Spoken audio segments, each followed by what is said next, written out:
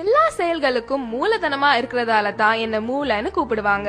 நீங்க சிந்திக்கிறது, தகவல் பரிமாற்றம் செய்யறது எல்லாம் என்னாலதான். நான் ஒரு லைப்ரரி மாதிரி எல்லா விஷயங்களையும் கத்துக்கிட்டு கற்ற விஷயங்களை பத்திரப்படுத்தி வச்சு உங்களை பெரிய அறிவாளியா காட்டுறது நான் தான். உங்களோட உணர்வுகளையும் உடல் அசைவுகளையும் கூட நான் தான் கட்டுப்படுத்துறேன். ஆனா ஏதோ உலகத்திலேயே உங்களுக்கு தான் இல்லாத வேலையும் பிரச்சனையும் கவலையும் இருக்க மாதிரி நிம்மதி இல்லாம மன அழுத்தத்தை உண்டாக்கி எனக்கு பிரஷர் குடுக்கறீங்க. சரியா தூங்குறது இல்ல, சத்தான உணவு சாப்பிடுறது இல்ல, உடற்பயிற்சி பண்றது இல்ல, மனச அமைதியா வச்சுக்க ஒரு சின்ன முயற்சி கூட எடுக்கிறது இல்ல.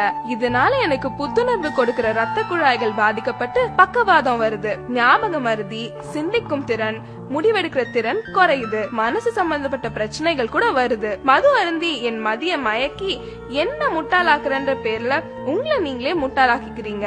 எதுக்குங்க இந்த பரபரப்பு? அமைதியா வாழுங்க, நல்லா தூங்குங்க, நிம்மதியா இருங்க, புத்திசாலின்னு எனக்கு பேர் வாங்கி கொடுங்க. அதுதான் உங்களுக்கும் பெருமை, எனக்கும் பெருமை. உங்க உடம்புல எல்லா உறுப்புகளும் 1 2ன்னு தான் இருக்கும். ஆனா நான் மட்டும் தாங்க 32 இருக்கேன்.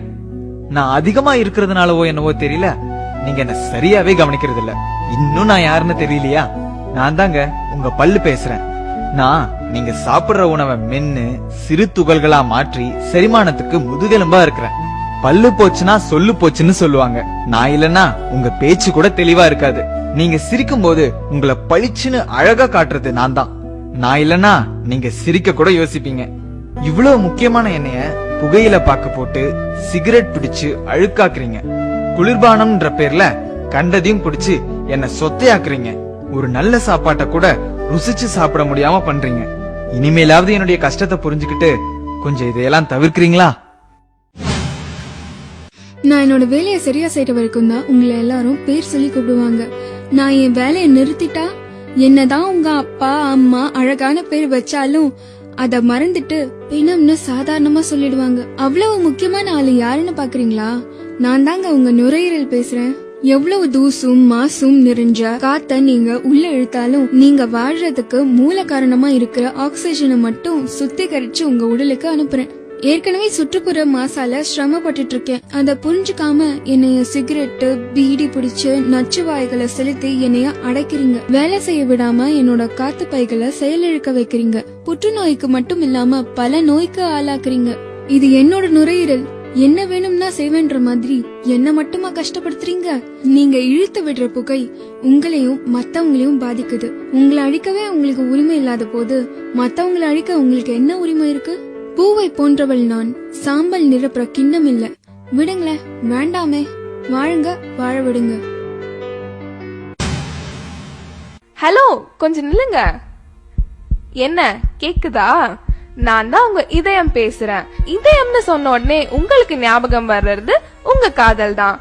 இப்படி காதலின் சின்னமான என்னையும் கொஞ்சம் காதலிக்கலாம்ல. நான் ஒரு நிமிஷம் கூட ஓய்வெடுக்காம துடிச்சு துடிச்சு ரத்தத்தை சீரா உங்க உடல் முழுவதும் கிடைக்க செய்றேன். நான் துடிக்கலனா நீங்க துடிச்சு போயிடுவீங்க. ஆனா சிகரெட்டு, மது, ஆரோக்கியம் இல்லாத மேல்நாட்டு உணவு, கொழுப்புள்ள உணவு சாப்பிட்டு உடற்பயிற்சியும் செய்யாம எனக்கு அழுத்தத்தை கொடுத்து மாரடைப்பு வர செய்யறீங்க.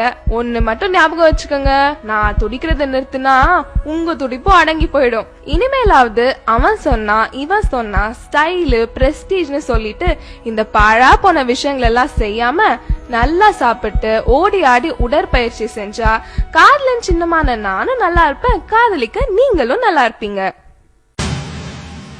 ஒரு வேளைக்கு சாப்பிட சொன்னா 3 வேளை சாப்பாட்ட ஒரே நேரத்துல சாப்பிட்டு என்ன திணறடிக்கிறீங்க. இது உங்களுக்கே நியாயமா இருக்கா? யாருன்னு யோசிக்கிறீங்களா? நான் தாங்க உங்க வயிறு பேசுறேன். வெந்தும் வேகாத கொழுப்புள்ள உணவை இஷ்டத்துக்கு சாப்பிடுறீங்க. அதை நான் செரிக்க வைக்கிறதுக்குள்ள நொந்து நூலாயிடுறேன். செரிமானத்துக்கு உதவி பண்றேன்ற பேர்ல கேஸ் நிறைஞ்ச குளிர்பானங்களை குடிக்கிறீங்க. இதுல மேலும் நான் புண்ணாயிடுறேன். இப்படி ஒரு பக்கம் அதிகமா சாப்பிட்டு சாகடிக்கிறீங்கன்னா இன்னொரு பக்கம் வேலைக்கு சாப்பிடாம டயட்ன்ற பேர்ல சாகடிக்கிறீங்க. இது போதாதுன்னு இன்னும் கஷ்டம் கொடுக்கற மாதிரி மது அருந்தி அந்த கசப்ப மறைக்க ஆரோக்கியம் இல்லாத உணவை சைட் டிஷ்னு ஸ்டைலா சொல்லிட்டு சாப்பிடுறீங்க. நீங்களே கொஞ்சம் யோசிச்சு பாருங்க, நான் எவ்வளவு மென்மையானவன்னு. குப்பத்தொட்டி மாதிரி கண்டதையும் போட்டு நிரப்புறீங்களே, இது வயிறா இல்ல குப்பத்தொட்டியா? ஆசைக்கு சாப்பிடுங்க, ஆடம்பரத்துக்கு சாப்பிடாதீங்க. தேவைக்கு சாப்பிடுங்க, தேவையானதை தேர்ந்தெடுத்து சாப்பிடுங்க. ஆயுள் முழுக்க நல்லா இருப்பீங்க. நான் ரொம்ப நல்லவங்க. எனக்கு தீங்கு செய்ய நினைக்கிறவங்களுக்கு கூட முடிஞ்ச அளவுக்கு நன்மையே செய்யறேன். என்ன பாக்குறீங்க?